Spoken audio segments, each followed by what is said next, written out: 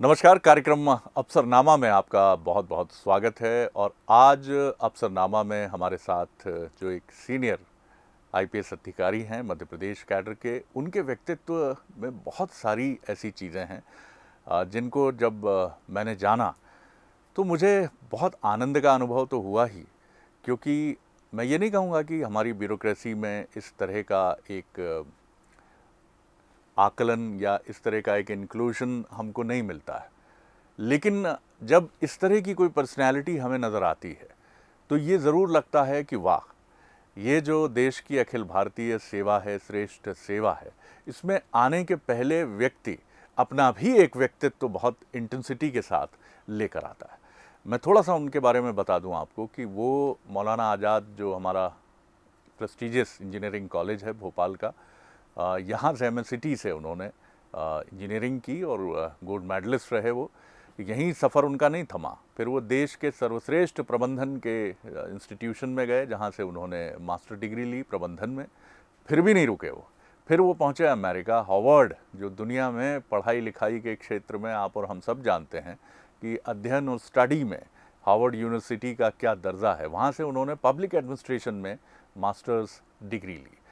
तो आप कह सकते हैं कि एक थिंकर, एक चिंतक का व्यक्तित्व उनका आरंभ से रहा है और इसी में अखिल भारतीय सेवा में उनका आना हुआ। बहरहाल मुलाकात करिए। 1989 बैच के आईपीएस अधिकारी मुकेश जैन जी हमारे साथ हैं। जैसा मैंने आपको बताया, परिवहन आयुक्त। सर, बहुत स्वागत करता हूँ आपका। नमस्ते शरद जी, अच्छा लगा मुझे आपके स्टूडियो में आकर। सर, आपके व्यक्तित्व की सबसे अच्छी बात जो है कि मैंने पहले भी आपसे कहा जब हम यहाँ आने के पहले कि आप चीज़ों को ढोते हुए नहीं दिखते हैं, क्योंकि विद्वता, अखिल भारतीय सेवा, करीब करीब 2.5 दशक से ज़्यादा का करियर, 3 दशक बल्कि मैं कहूँगा, लेकिन इसका कहीं कोई बैगेज आपकी पीठ पर नहीं है। ये परिवार संस्कार हैं, आपका व्यक्तित्व है, वही विनम्र मुस्कान से आप जवाब दे रहे हैं जैसे एमएससीटी में 20 साल की उम्र में दिया होगा आपने। जी देखिए, जिंदगी में वैसे भी इतने सारे बोझ हैं, आप अनावश्यक रूप से और बोझ क्यों लादना चाहेंगे? क्या बात है। सिंपल सी बात है। जिंदगी को जितना आप कॉम्प्लिकेट बनाना चाहें बन सकती है, लेकिन सरलता ही मुझे लगता है सबसे अच्छा बात है, जिसमें कि आपको एक सुकून की नींद शाम को आ जाए। वो एक बहुत बड़ी इंपॉर्टेंट चीज़। क्या बात है सर, मतलब क्या जवाब आपका रहा है। सर, थोड़ा सा मैं आपके बैकग्राउंड के बारे में जानना चाहूँगा। परिवार में किस तरह का परिवेश था जब आप 16-17 साल के थे, और सपने, जाहिर तौर पर एक बहुत मेधावी विद्यार्थी के मन में सपने तो असीमित होंगे।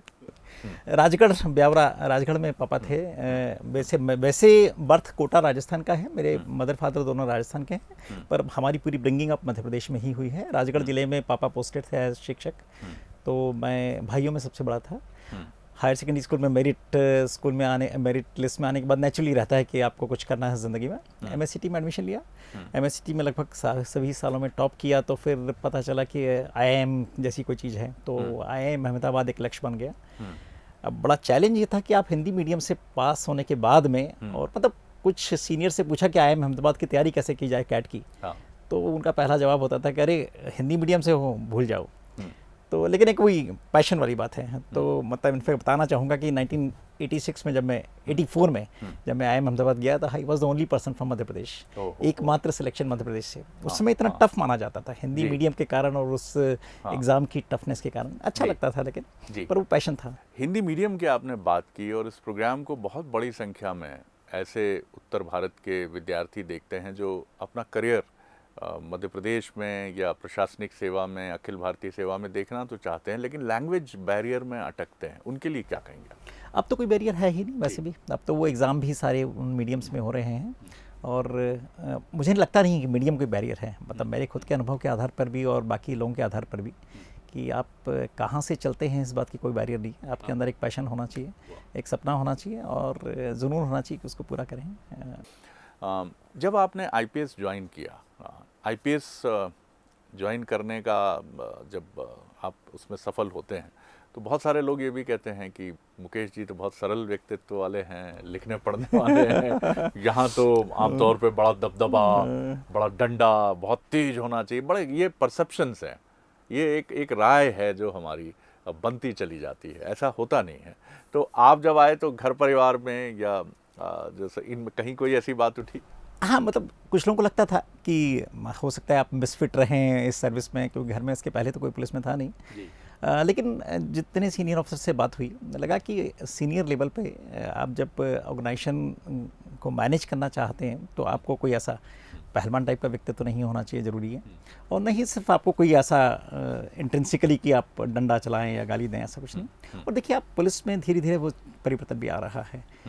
अच्छे तरीके से हम लोग जो है सिस्टम को कैसे मैनेज करें, कैसे सिटीजन सेंट्रिक पुलिसिंग की जो बात हो रही है कि हम कैसे नेबरहुड बेस्ड पुलिसिंग की बात हो रही है कि कैसे हम जनता की समस्या को समझ के उसको ज़्यादा से अच्छी तरह सुन के और उसको रिजॉल्व कर सकें। अब वो परसेप्शन ऑफ पुलिसिंग जो है मोरलेस ख़त्म ही हो गई है कि आप डंडा चला के या डर दिखा के जो है वो पुलिसिंग करेंगे।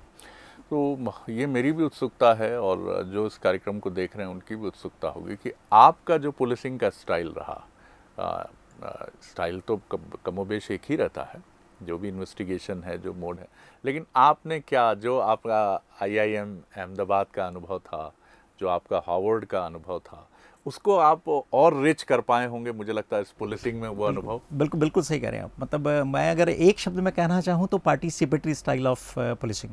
जी। बालाघाट में एक सब डिवीज़न है वारासिवनी, मैं वहाँ SDOP रहा लगभग 2.5 साल तक।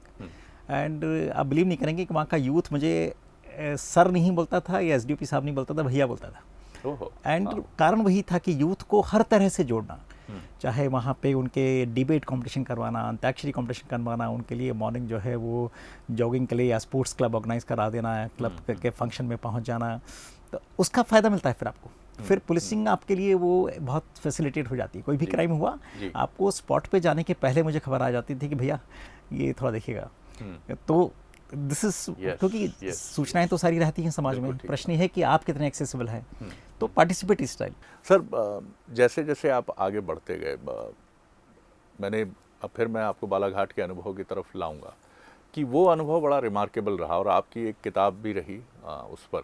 तो क्या आपने देखा, ये समाज का जो सो कॉल्ड एक सेगमेंट है जो कहता है कि लोगों तक चीज़ें नहीं पहुंच रही हैं, और वो या तो बंदूक उठाने की कोशिश करता है, और मध्य प्रदेश और छत्तीसगढ़ और दक्षिण भारत के कुछ राज्यों में और बिहार और झारखंड के कुछ हिस्सों में ये नक्सल कहलाता है। आपने क्या पाया इसको देख? मैं उस समय की बात करूं जब मैं बालाघाट में पोस्टेड हुआ था, 1990 की बात है, 90-91 मध्य प्रदेश में नक्सलवाद समस्या की शुरुआत थी लगभग जी ऑलमोस्ट।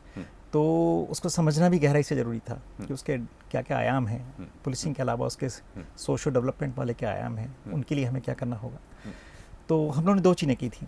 एक तो आंध्र प्रदेश में तब तक वो समस्या काफ़ी गहन हो चुकी थी, तो उसको हम समझना चाहते थे कि उनकी अल्टीमेट फिलोसफी क्या है, वो चाहते क्या हैं, वो किन माध्यमों से अपना प्रचार प्रसार करते हैं, किन टेक्टिक्स को यूज़ करते हैं। मुझे लगता नहीं उस समय तक हम गुरिल्ला युद्ध के बारे में कुछ ज़्यादा समझ भी पाए थे। तो उस समय जो वरिष्ठ अधिकारी थे वो मेरे रिक्वेस्ट पे फिर उन्होंने मुझे आंध्र प्रदेश भेजा। उन थानों में जहाँ पे कि नक्सलवाद समस्या बहुत गहन थी, जाकर बैठा, अधिकारियों से बात की। उन्होंने जो कुछ मटेरियल सीज़ किया था मुठभेड़ों में, उनसे वो लेके और उसकी कॉपी करके, या अगर उसको सीज़ नहीं हुआ है ऐसे रखा है तो उठा रहा है, उसको डिटेल अध्ययन करके जो एसेंशियल स्ट्रेटजी के जो हिस्से थे उसके बेस पे किताब मैंने लिखी थी, नक्सलवाद एक चुनौती। इंटरनल सर्कुलेशन के लिए थी लेकिन काफ़ी काम की थी। तो उससे उस रणनीति को समझने का मौका मिला कि सिर्फ पुलिसिया स्टाइल में आप अचानक पहुंच गए मारने के लिए उनको, अगर आपको किसी नक्सलवादी दलम का पता चला है कि यहाँ पे, वो संभव नहीं है। तो इसलिए फिर हमने वहाँ पे एक साइको वारफेयर भी चालू किया। वहाँ पे गांव वालों को विनोवर करने के लिए जो है हम लोगों ने एक नुक्कड़ नाटक वगैरह की एक मंडली जो है वहाँ बालाघाट में तैयार की, जो हमारे साथ जाती थी। उस समय जो SP थे उनके साथ जाके पद यात्रा, क्योंकि गाँव वालों को समझा के पूरे उसके एस्पेक्ट्स, समस्या के एस्पेक्ट कि वो किस तरह से आपको बरगला सकते हैं, क्या कर सकते हैं। और दूसरे विभाग भी हमारे साथ जाके यदि कोई डेवलपमेंटल समस्या है तो उसको तत्काल, यदि किसी गांव में हम पहुंचे और ऐसा पता चला कि वहाँ का हैंडपम्प काम नहीं कर रहा, तो न सिर्फ हम गांव वालों को समझा रहे हैं, उस हैंडपम्प की इन्फॉर्मेशन वहाँ पे तत्कालीन अधिकारी को देने, ताकि वो आके इमीडिएटली रिपेयर कर सके। अगर किसी को कोई मेडिकल समस्या है तो वहाँ के नियरेस्ट PHC को खबर कर सकें कि आके इसको ठीक करिए। तो वो अनुभव जो थे वो होलिस्टिक अनुभव थे, नक्सलवादी समस्या को समझने का और हमारे नीचे के स्टाफ को समझाने का। आपके व्यक्तित्व के एक ऐसे पक्ष की तरफ भी मुझे जानने में काफ़ी दिलचस्पी है, वो है कविता लिखना। और कविता का सीधा संबंध या साहित्य का सीधा संबंध मन की संवेदना से होता है, मन के भीतर जो भाव हैं। यानी आप एक बेहतर ऑब्जर्वर, चिंतक ब्यूरोक्रेट तो आप हैं ही, एक पर्यवेक्षक अफसर शाह भी आप हैं जो चीज़ों को देखते हैं। तो ये कविता का फूटना क्या बहुत स्कूल डेज में शुरू हुआ था या कॉलेज डेज से, कहाँ से शुरुआत हुई थी इसकी? कॉलेज तो नहीं कहूँगा, यस आई एम अहमदाबाद में जब मैं था हाँ। तो वो कुछ बड़ी कंप्यूटर शीट्स होती थी, तो उस समय जो डॉट मैट्रिक्स प्रिंटर पे होती थी, तो 3-4 घंटे कंप्यूटर पे काम करके रात को लौटते थे 2-3 बजे। तो पता नहीं ऐसा लगता था कि उस समय कुछ लिखा जाए, ऐसा पता नहीं, प्रेरणा तो मुझे याद नहीं आ रहा कैसे आई थी। तो मुझे याद आ रहा है कि सबसे पहली कविताएं उन कंप्यूटर शीट्स के पीछे के हिस्से में लिखना चालू किया था। और इनफैक्ट इतनी सारी इकट्ठी हो गई कि जब आईपीएस ज्वाइन किया तब तक मैं संभाले रखता था उनको। मुझे लगता था तब तक स्वांतः सुखाय का मामला था कि अच्छी हिंदी में कुछ अपने विचारों को उद्गार देना। लेकिन बाद में जब बहुत सारी इकट्ठी हुई और 94 में मैं जब रायसेन एसपी बना, तब एक विचार भी आया और फिर मेरी वाइफ ने प्रेरित किया कि फिर आप इसको एक आप अगर प्रिंट करवा लेंगे तो न सिर्फ ये हमेशा के लिए हो जाएगा, आपको भी अच्छा लगेगा। तो उसको मैंने एक बुक का नाम दिया है, वो बुक के रूप में पब्लिश किया, जहाँ तक देखता हूँ। जहाँ तक देखता हूँ। एक व्यक्तिगत प्रश्न पर आता हूँ मैं। ज़िंदगी का एक बहुत अहम पड़ाव होता है विवाह। तो आपकी जो जीवन संगिनी है वो एक बहुत ही इमिनेंट बैंकर हैं और दुनिया के नामचीन बैंकिंग ग्रुप्स के साथ उन्होंने काम किया है और अब कुछ अपना बैंकिंग से जुड़ा हुआ काम वो कर रही हैं। तो it was arrange sort of thing, marriage रही या कुछ लव अरेंज का मिक्स रहा, क्योंकि वो इंजीनियर भी है। अब आप टीवी चैनल पे बहुत सारी प्राइवेट चीजें तो मुझसे मत करवाइए। लेकिन yes, it has been a love and arrange kind of a marriage. लेकिन she was gold medalist engineer from Jabalpur. And उसके बाद में द बेस्ट चीज जो मैं उनके बारे में बताना चाहूँगा कि after 2 children were born and मेरा जो छोटा बेटा उस समय 1.5 साल का था, then she decided to go and do her MBA at ISB Hyderabad. वो एक अच्छी चीज़ है, मतलब उस समय जबकि एंड मैं बात कर रहा हूँ 2002 की, तब लगता है सोसाइटी की तरफ से इतना वो नहीं लगता था कि लेडीज़ को इतना सब आगे बढ़ के करना चाहिए बच्चों। She went did her MBA from ISB Hyderabad and after that work with Morgan Stanley, Barclays वगैरह, काफ़ी कॉर्पोरेट सेक्टर में अच्छा परफॉर्म किया। Even then she didn't stop. उसके बाद उन्हें लगा कि इससे बेहतर मैं शायद किसी एंटरप्रेन्योरल जर्नी में कर पाऊंगी, तो she started her own investment bank as early as 2011 में उन्हें अपना शुरुआत किया।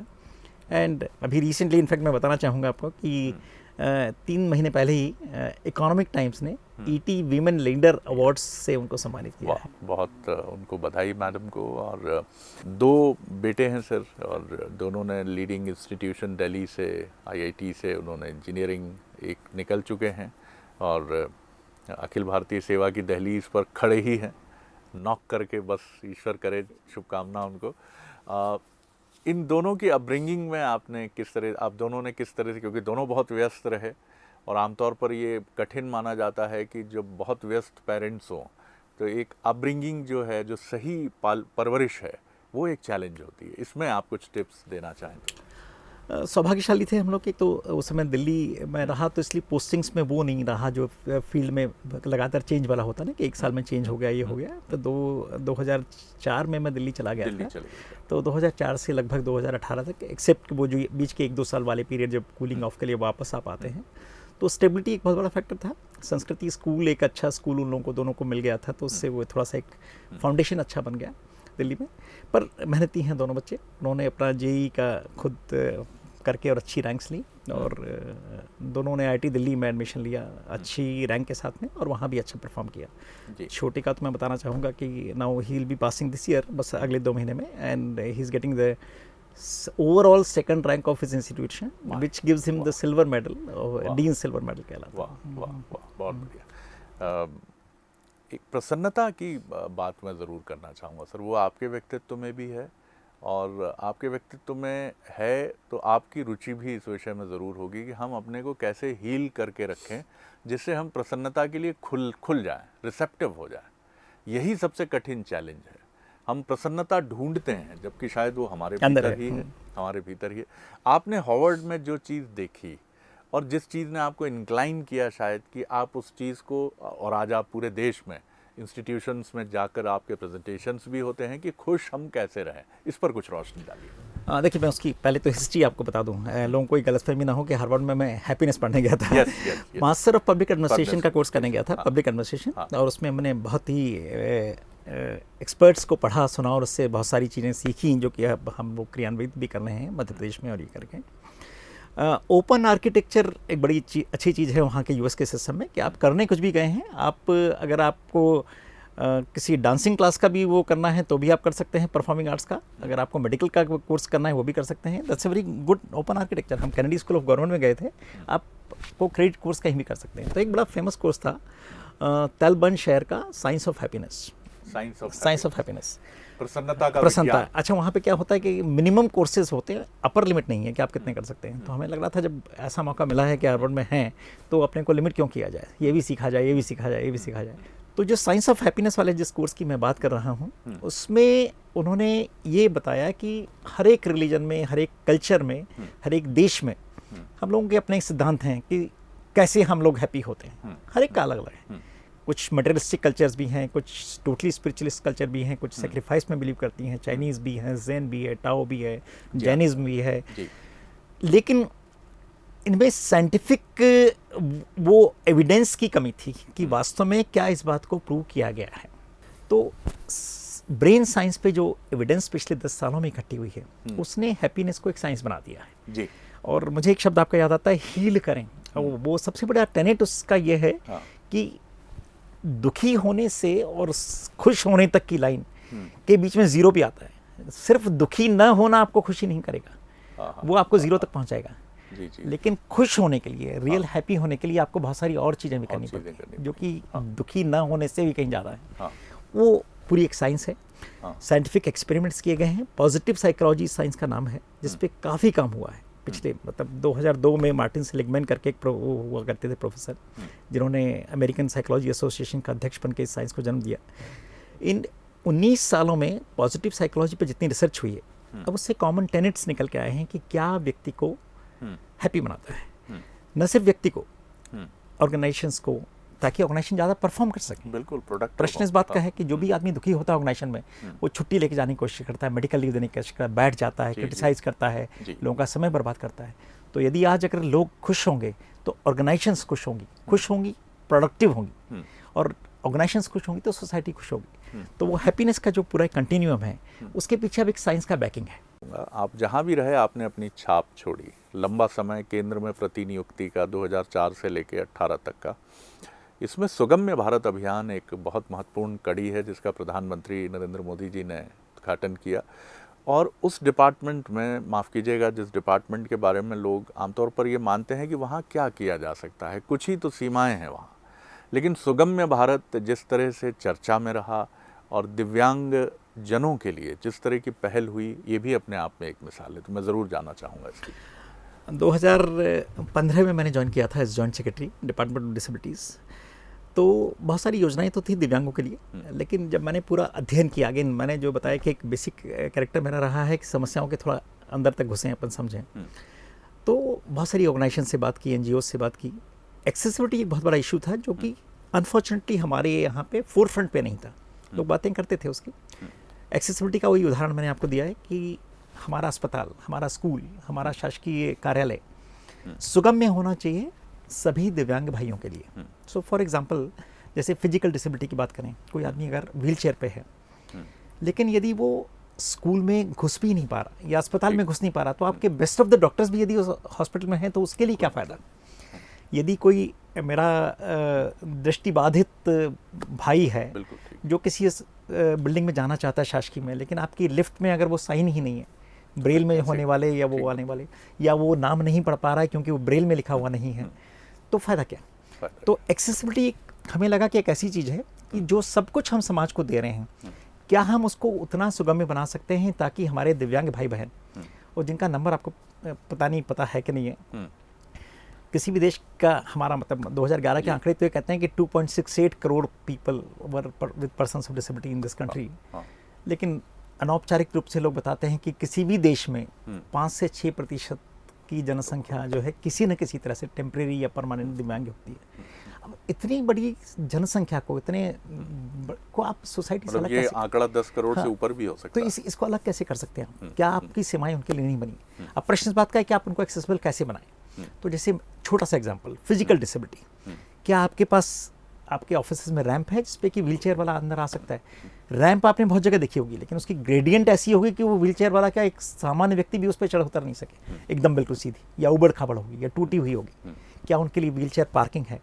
कोई ब्लाइंड व्यक्ति अगर या आपकी व्हीलचेयर, आपका मोस्टली आपने लिफ्ट ऐसी देखी होंगी जिनमें कि व्हीलचेयर अंदर जा ही नहीं सकती। तो ये सारी बातें एक्सेसिबिलिटी से जुड़ी हुई थी।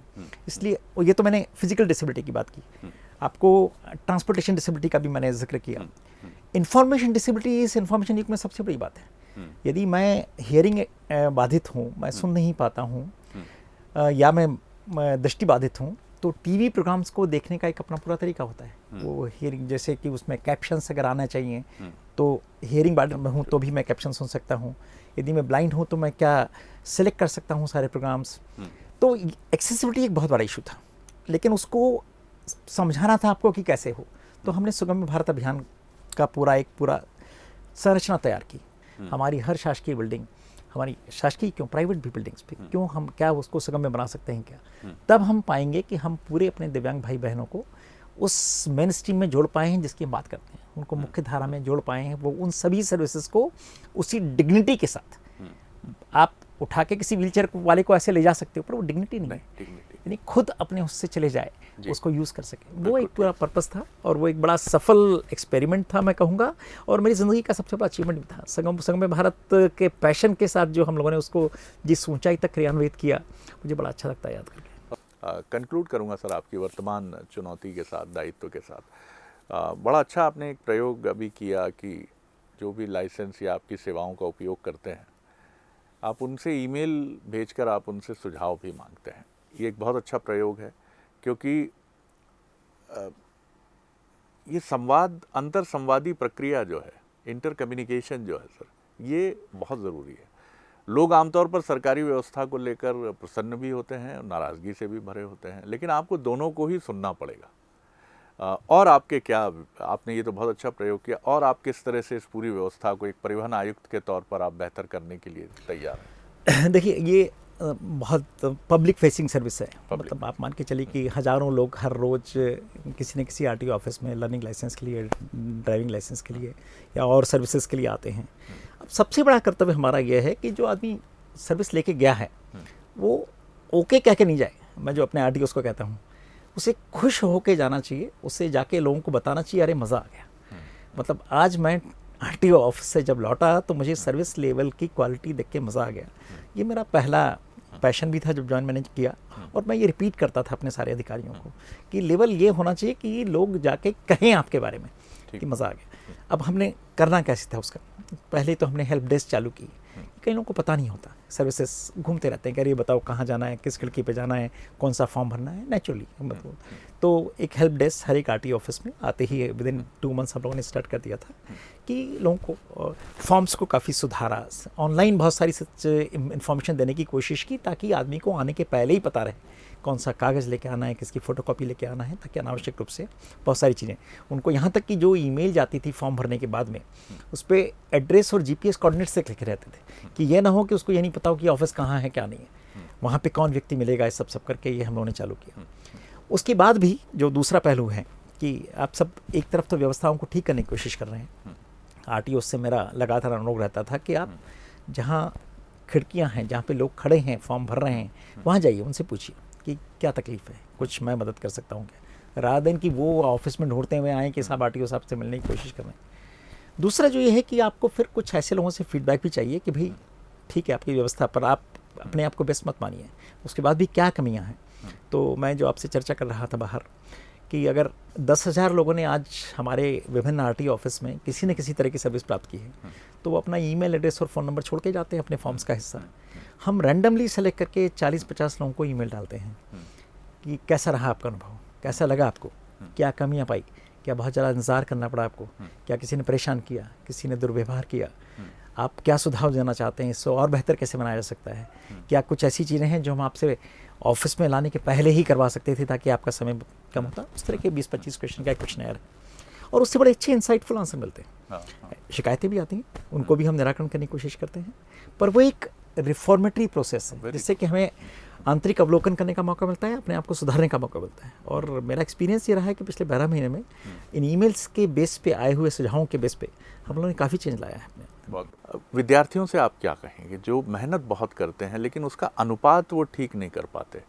कई जगह डेडिकेशन की कमी हो जाती है, कई जगह कंसंट्रेशन की कमी हो जाती है, तो वो इसका कैसे वैज्ञानिक संयोजन कैसे करें? वैसे तो स्टडीज़ बहुत सारी हुई हैं एफिशिएंट स्टडीज़ के बारे में, पर फोकस सबसे बड़ी चीज़ है मुझे लगता है। फोकस हाँ। यानी कि आप अगर दिन में 4 घंटे भी निकालना चाहते हैं, लेकिन वो 4 घंटे ऐसे निकलें कि फिर आप भूल जाइए कि बाहर क्या हो रहा है। मुझे जो लगता है, जो एटलीस्ट जो मेरा मूल मंत्र था कि भाई 2 घंटे यदि आप फिजिक्स या केमिस्ट्री या मैथ्स पढ़ रहे हैं, फिर आप भूल जाइए बाहर क्या हो रहा है।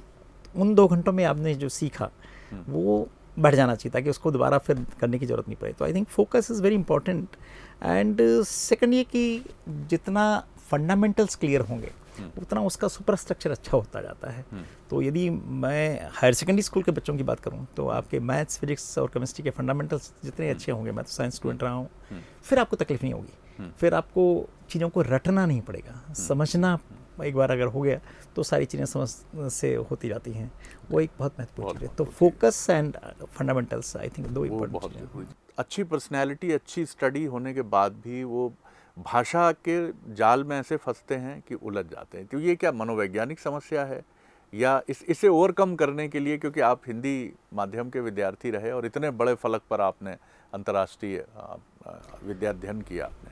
देखिए, 2 अलग अलग चीज़ें हैं। हाँ। लैंग्वेज आजकल बैरियर नहीं है, जैसे मैंने उसमें भी कहा। आप हिंदी को माध्यम बनाकर बेस्ट ऑफ द एग्ज़ाम दे सकते हैं, सेलेक्ट हो सकते हैं। सिविल सर्विसेज में आपको हिंदी मीडियम में अलाउड है। कम्युनिकेशन कैपेबिलिटी सर्टेनली एक ऐसा ट्रेट है जो कि होना चाहिए, जो कि आपको, क्योंकि आप अपने विचारों को कितना अच्छे से संप्रेषित कर पाते हैं किसी भी भाषा में, हिंदी में, इंग्लिश में, वो आपको एग्ज़ाम में भी काम आएगा, आपको इंटरव्यू में भी काम आएगा, आपकी वर्क परफॉर्मेंस में भी काम आएगा कि कितना आप अपने कलीग से, अपने सुपीरियर से, अपने सबॉर्डिनेट से, अपने टीम मेंबर्स से कम्युनिकेट कर पाते हैं। तो कम्युनिकेशन कैपेबिलिटी बहुत अच्छी होना चाहिए एक अच्छी परफॉर्मेंस के लिए। ये तो बहुत ज़रूरी है। तो जहाँ भी आपको मौका मिले अपने आप को बेहतर कम्युनिकेटर बनाने का ज़रूर बनाइए। बच्चों से अगर मैं कहना चाहूँगा, स्टूडेंट से कहना चाहूँगा, प्रैक्टिस करिए, डिबेट्स में पार्टिसिपेट करिए, भाषण करिए, डिबेटिंग क्लब बनाइए, डिस्कशन क्लब बनाइए। अपने 5 अगर फ्रेंड्स हैं उनके साथ बैठ के अगर किसी चीज़ को विचार में डिस्कस करना चाहते हैं तो आपको एक लगेगा कि कैसे विचारों को निकाल के और डिस्कस किया जाता है, कैसे आर्ग्यूमेंट्स को एक दूसरे से तोला जाता है। तो लैंग्वेज अपने आप में बैरियर नहीं है, लेकिन expression power and communication power certainly आपकी अच्छा होना चाहिए किसी भी लैंग्वेज में। बहुत अच्छा लगा सर आपसे बात करके, और आपसे पूरे समय बात करके हमें ये लगा कि हम किसी चिंतक और किसी फिलोसोफर तो मैं नहीं कहूँगा, लेकिन एक ऐसे चिंतक से जो हर चीज़ को टेस्ट करता है, वैज्ञानिक तौर पर उसका परीक्षण करता है, खूब मेहनत करता है और ये मानता है कि जीवन में कुछ भी असंभव नहीं है, और जो अनावश्यक रूप से भारी नहीं रहता। जैसा सबसे पहले सवाल के जवाब में आपने कहा कि सरल होना सबसे अच्छा मंत्र है बजाय चीज़ों को लेकर।